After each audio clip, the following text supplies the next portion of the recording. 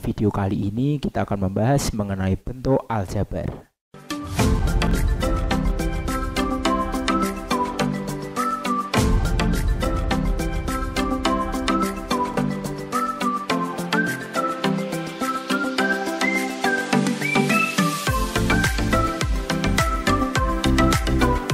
Jangan lupa like, subscribe, dan aktifkan loncengnya. Selamat datang di channel ini dengan aku Emmanuel Yudit. Dan seperti biasa di channel ini banyak sekali membahas mengenai materi matematika SMP maupun materi matematika SMA.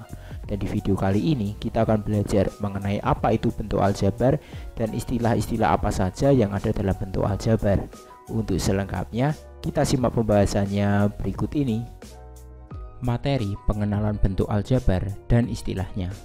Di video sebelumnya kita sudah belajar ya mengenai variabel, yaitu adalah sebuah bilangan yang tidak diketahui nilainya.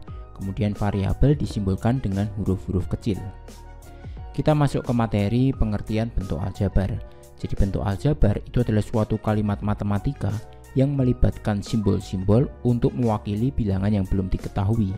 Simbol-simbol yang dimaksud biasanya akan ditulis dengan huruf kecil dan disebut sebagai variabel.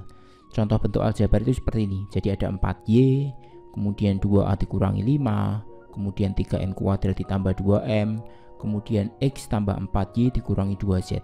Yang penting ada huruf-hurufnya ini ya, yang mewakili suatu bilangan yang belum diketahui. Itu disebut sebagai bentuk aljabar. Kemudian kita masuk ke materi istilah-istilah dalam bentuk aljabar. Jadi dalam bentuk aljabar itu ada istilah. Yang pertama adalah variabel. Kemarin kita sudah membahas, yaitu adalah lambang pengganti suatu bilangan yang belum diketahui nilainya dengan jelas.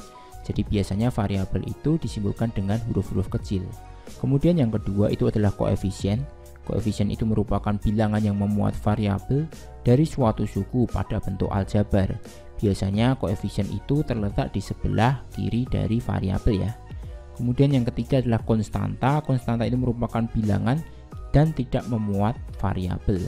Kemudian yang keempat itu adalah suku. Suku itu adalah variabel beserta koefisiennya. Jadi gabungan variabel dengan koefisiennya atau konstanta pada bentuk aljabar yang dipisahkan oleh tanda jumlah atau tanda kurang. Supaya kita lebih mudah memahaminya lagi, kita langsung saja simak ke contoh soalnya ya. Nah, kita masuk ke contoh soal yang pertama. Tentukan variabel, koefisien, konstanta, dan apa saja suku dari bentuk aljabar berikut ini. Jadi 5A dikurangi 3B ditambah 12. Jawab, kita lihat variabelnya ada berapa? Variabel itu hurufnya ya. Hurufnya kan ada huruf A dan huruf B. Jadi variabel pada bentuk aljabar contoh soal nomor pertama ini adalah A dan B. Itu yang disebut sebagai variabel. Jadi hurufnya itu apa aja. Kemudian yang kedua, koefisien. Kita mencari koefisien dari A. Koefisien tadi adalah angka di sebelah kirinya variabel ya. Nah, seperti ini, angka yang memuat variabel. Kita tahu koefisien A berarti angkanya adalah 5, positif 5. Jadi koefisien dari A itu adalah 5. Kemudian koefisien dari B, kita lihat angka di sebelah kiri B-nya ini 3, tapi ingat 3-nya ini satu kesatuan dengan tanda negatifnya ya. Jadi ini bukan cuma 3 tetapi negatif 3. Jadi koefisien dari B itu adalah negatif 3.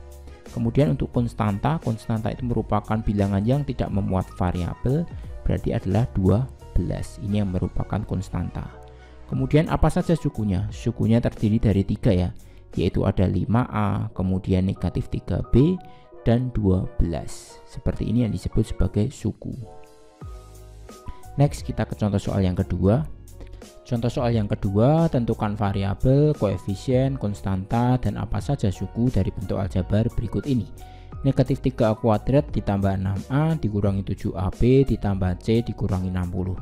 Jawab, kita lihat variabelnya ada huruf apa aja? Ada huruf A, ada huruf B, dan ada huruf C. Jadi variabelnya A, B, dan C. Ingat, meskipun ini A kuadrat, variabelnya tetap A ya. Kemudian untuk koefisien dari A kuadrat, kita lihat senegatifnya ya. Jadi koefisien A kuadrat itu adalah negatif 3. Kemudian koefisien dari A itu adalah positif 6 ini. Kemudian koefisien dari AB berarti senegatifnya negatif 7. Kemudian koefisien dari C, nah ini perlu diingat-ingat. Kalau di sini tidak ada angkanya, berarti ini adalah 1. Ini sudah kesepakatan. Jadi 1C itu sama dengan C aja. Jadi koefisien dari C itu adalah 1. Kemudian konstantanya itu adalah senegatifnya ini ya. Jadi konstantanya adalah negatif 60. Kemudian bentuk aljabar ini terdiri dari apa aja? Kita lihat terdiri dari 5 suku ya, yaitu adalah negatif 3A kuadrat, kemudian 6A, negatif 7AB, kemudian C, dan negatif 60. Kita masuk ke contoh soal yang ketiga seperti ini. 3x kuadrat ditambah xy dikurangi y dikurangi 2yz kuadrat ditambah z dikurangi 4. Kita lihat jawab, kita tentukan variabelnya. Variabel itu adalah huruf-hurufnya ya. Jadi ini terdiri dari huruf apa aja? Ada huruf x, ada huruf y, dan ada huruf z.